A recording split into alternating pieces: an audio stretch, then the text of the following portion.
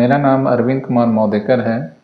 मैं टीचर हूँ। 4 सितंबर को मैं अपने ड्यूटी जा रहा था, तो उस वक्त मेरा एक्सीडेंट हो गया, जिससे मेरा घुटने की जो लिगामेंट है वो टूट गई। उसके बाद मैं इधर उधर डॉक्टर के पास घूमता रहा, लेकिन ठीक से मेरे को इलाज का जरिया नहीं मिल पाया। तो किसी ने मुझे बताया कि डॉक्टर खरे जो रायपुर में है एसएमसी हॉस्पिटल, वहाँ पर आप जाइए और वहाँ आपका ट्रीटमेंट अच्छे से होगा।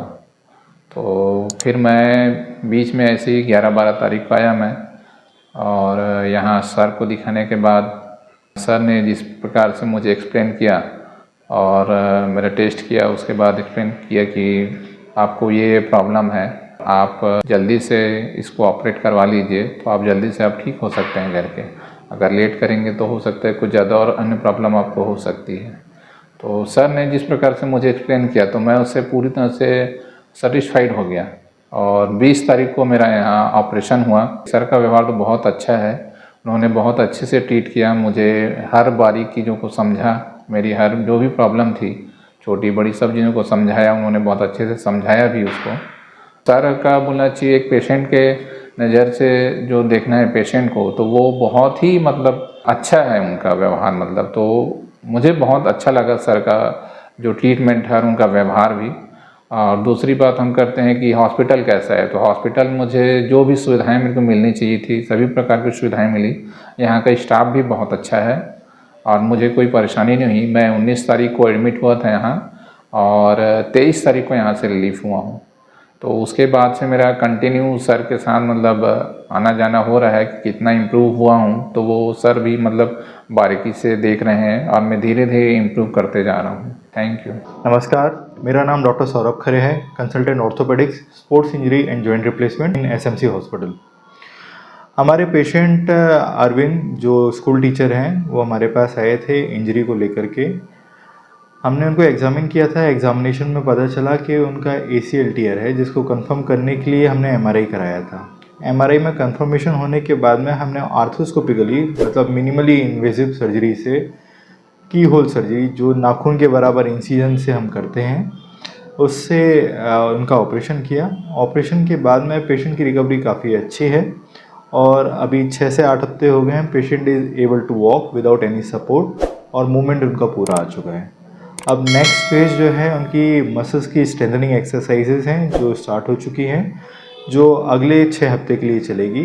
फिर उसके बाद patient is able to walk without any support and able to run and do any physical activity. अब समझते हैं ACL क्या होता है। ACL मतलब एंटीरियर क्रूशिएट लिगामेंट। ये घुटने का एक इम्पॉर्टेंट लिगामेंट होता है। ये घुटने में आगे से पीछे की तरफ जाता है।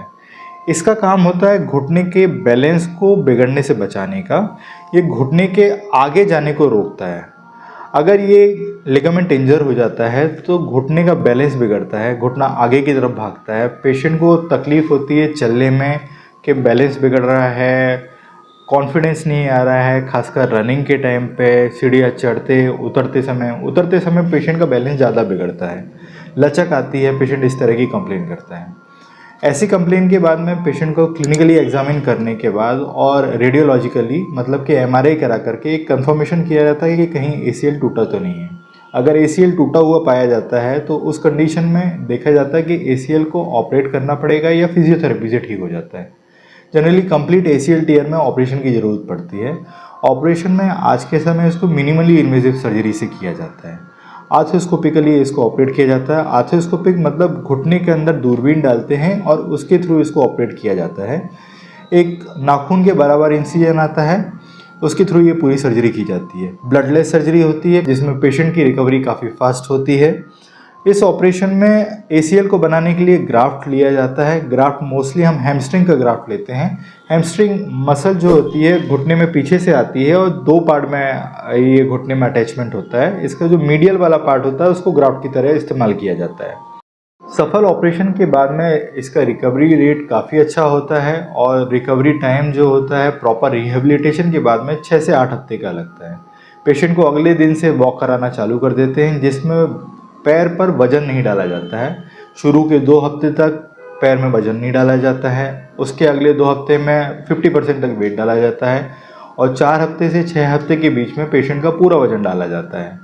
6 हफ्ते में पेशेंट बिना किसी वॉकर के, बिना किसी सपोर्ट के अपने आप से चलता है और इस 6 हफ्ते से लेके उसके अगले 6 हफ्ते तक, मतलब टोटल 3 महीने की ड्यूरेशन में पेशेंट की पूरी स्ट्रेंथ गेन की जाती है और 3 महीने के बाद patient can resume his sports activity, running, jumping, सारी एक्टिविटीज़ रिज्यूम कर सकता है। अगर आपको भी इस तरह की इंजरी हुई हो जो स्पोर्ट्स एक्टिविटी के टाइम पे या रनिंग या जंपिंग के टाइम पे हुई हो, जिससे आपके घुटने का बैलेंस बिगड़ रहा है, चलने फिरने में कॉन्फिडेंस नहीं आ रहा है, तो आप एसएमसी हॉस्पिटल में दिए गए एड्रेस पर और दिए गए फ़ोन नंबर पर मुझसे संपर्क कर सकते हैं।